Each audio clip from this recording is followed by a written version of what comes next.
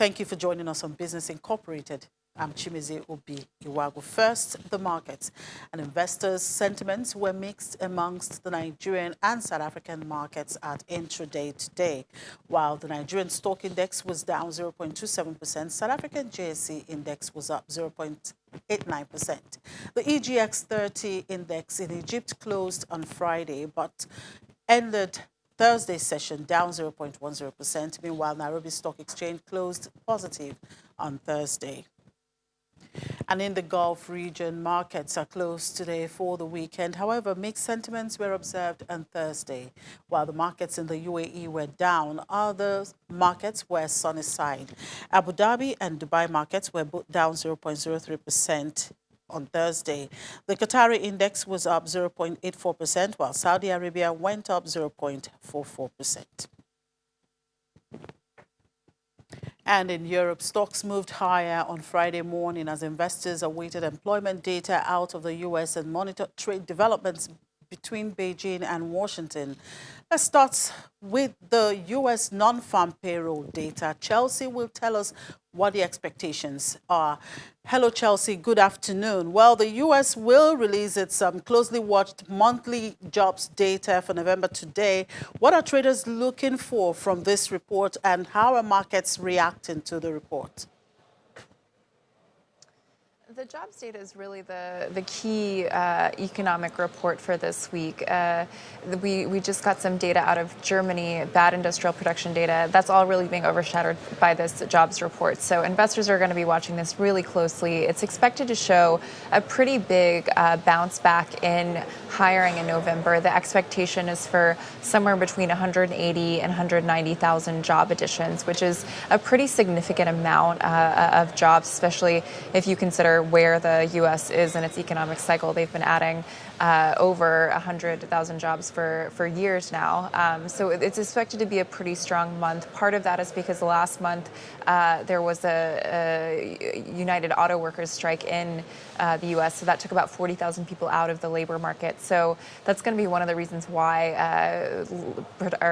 hiring possibly picks back up.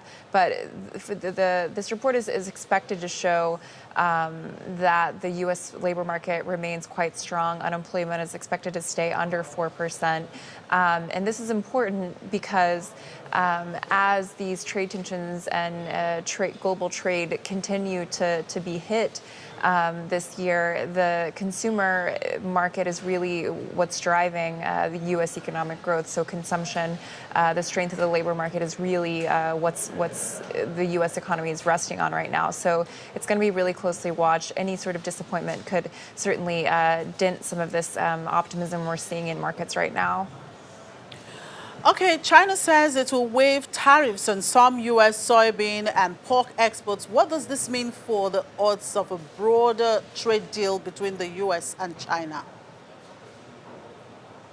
It's definitely a good sign, especially after all of the back and forth we've seen since this initial deal was announced in October. It's really been a roller coaster for investors. Just earlier this week, Donald Trump said he would be fine waiting until after the U.S. election in November 2020 to strike a deal. A lot of that rhetoric has been walked back over the past couple of days. So the U.S. and China have both come out and indicated that they are getting closer to a deal. This is definitely an olive branch. It's definitely a step in the right direction for China and the U.S. The purchase of U.S. agricultural goods has been a really big part of these trade talks. That was one of the key features of the Phase 1 deal announced in October. China had agreed to buy about $50 billion worth of U.S. agricultural products. This is not, what's announced today is not that commitment, but it is definitely a sign that China is more open to U.S. agricultural imports. They also sort of need them right now because they are having, they've seen a lot of drop off in their pork. They've had to kill a lot of their pork herds because of the swine flu, or the African swine flu there. So they actually do need to be importing more goods from the U.S. So it just broadly is a sign, though, that they are getting closer and that they are at least are still talking talking. But I think after all of the back and forth, investors are still a little bit wary of making any big bets on a definitive deal. And back in Europe where you are, the finance ministers this week backed plans for a new effort to tackle money laundering after a series of recent scandals highlighted fraud risks throughout the bloc. How do you think EU leaders plan to combat money laundering? These EU finance ministers want to basically consolidate supervisory powers within one organization at the EU level. So up until now,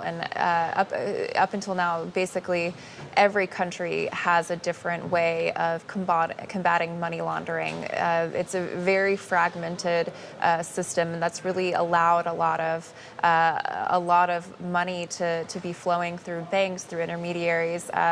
That shouldn't be. There's been several scandals involving banks money laundering over the past couple of years. There's also scandals involving things like VAT, value-added tax fraud.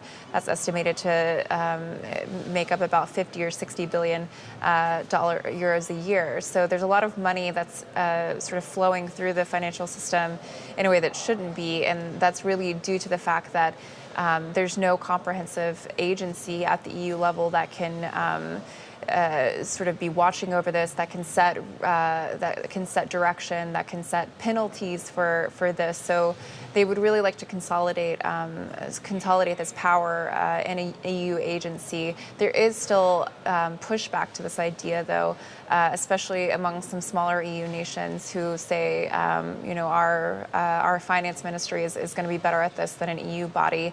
But on the plus side, there has been a movement in support, especially among the EU big players. So Germany, which had historically sort of been against a EU-wide supervisory agency, is now one of the countries backing this reform. So it does seem like it's something that could really get off the ground, but it's still very early stages. Well, Chelsea, it's time to say TGIF. See you next week. Enjoy the rest of the weekend.